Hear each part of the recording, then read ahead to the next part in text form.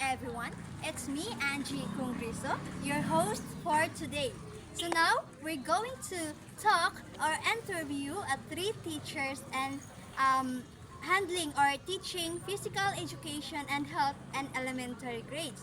So now, let's go to Sir Marjon Ranza, physical education and health teacher and grade 4, 5, and 6. Okay, so he's teaching and before in Burgos, Surigao del Norte. Are you excited to know or to learn about his experience? Okay, let's go!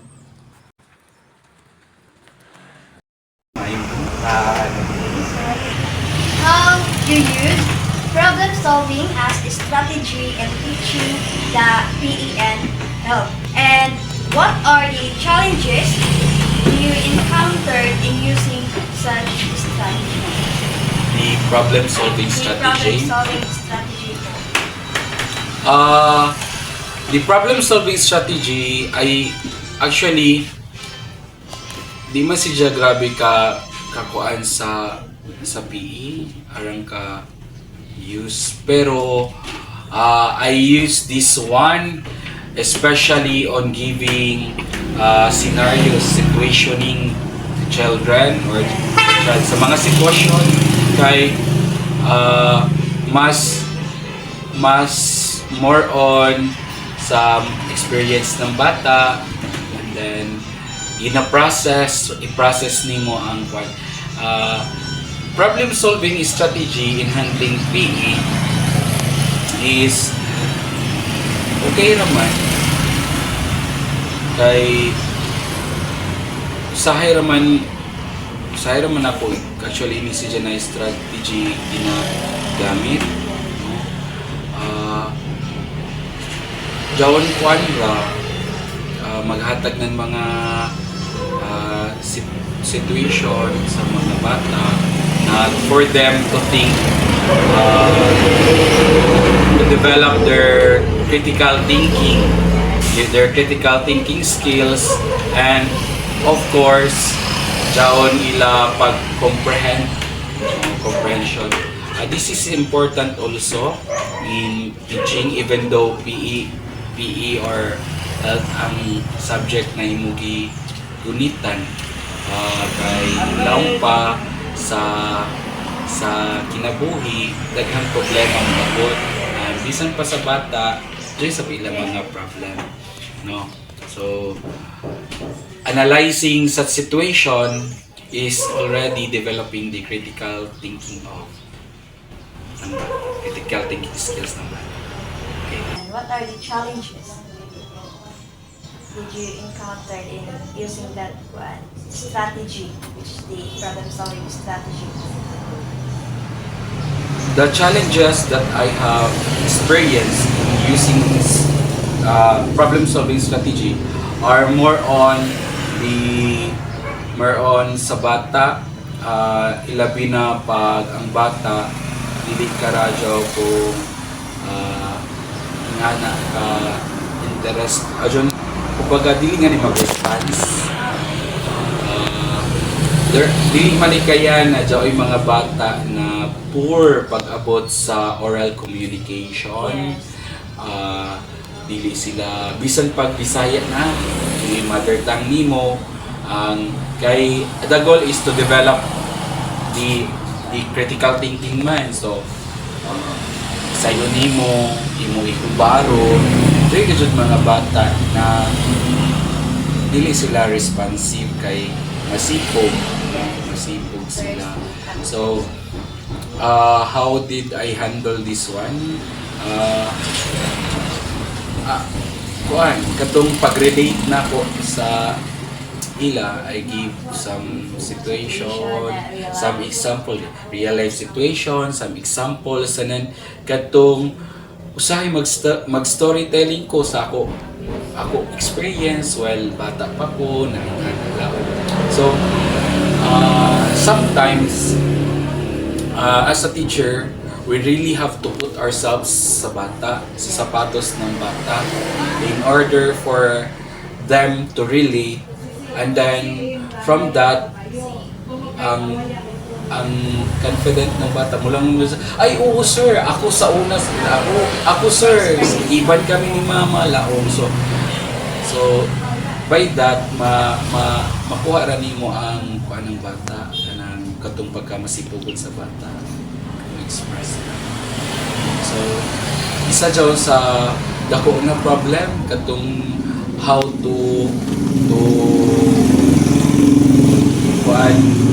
how to boost the confidence ng bata and how to develop the confidence and jatun nga ni taglaong pausaw nato na maka-express unsay ato himuon na maka-express gayud ang bata ng ila idea kay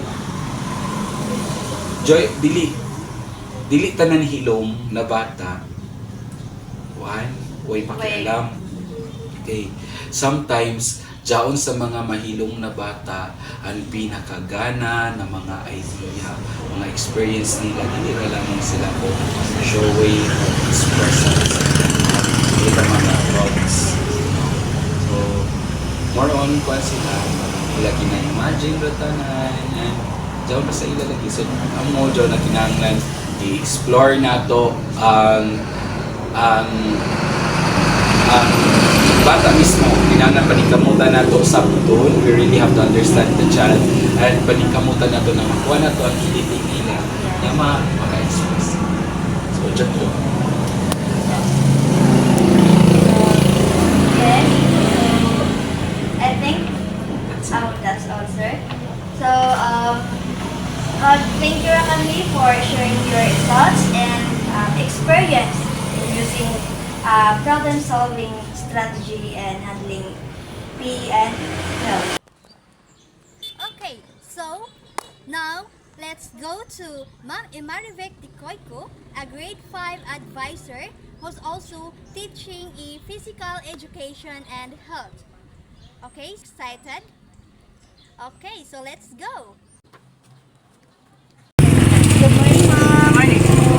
Okay, so here's our question. So, how do you use problem solving as a strategy in teaching physical education and health? And what are the challenges did you encounter in using such strategy? For me, that is part of challenges in solving problem solving. So in part, for example, in P and health, part for example, use I dance, my book dance. You have also to relate the problem solving, how to come up that the pupils know the basic tips and although what is the signature of that in music.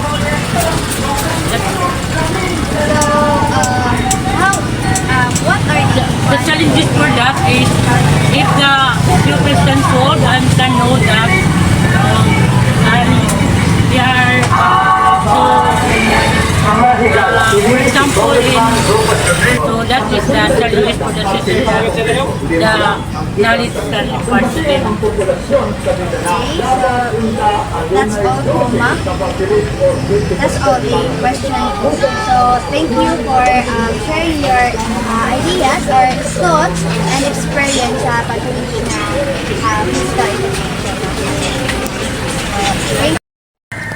Let's go to the last but not the least, Ma'am Eden Navarro, and who's teaching physical education and health and grade 4 and 6. Let's go! So, for me, using problem solving as part of my teaching, it helps students how to manage their own selves in any activities that I give to them, especially drills, brainstorming, and other activities that involves physical and mental, especially in health.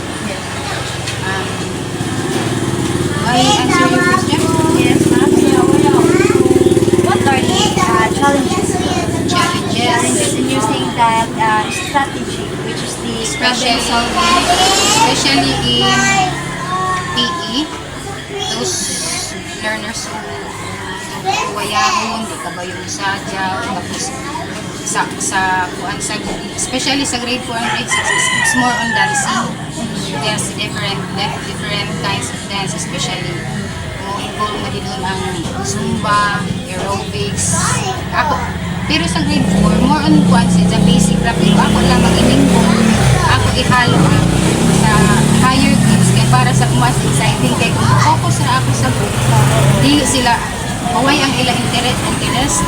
So that's why I gave them group activities like this group folk dance, this group Zumba, this group aerobics. So they might have their own abilities to show especially yung mga grade 4, mga masipugon, especially kita sa kantiyan, kari dito sa amon, masipugon dito sila. So that's why anak ulo dito group activity. Pero kung okay nang ilang group activity, mo jump in na ako sa individual. That's good po, ma'am. So that's all, ma'am. Thank you for sharing your thoughts and experience too. So that's all. Thank you.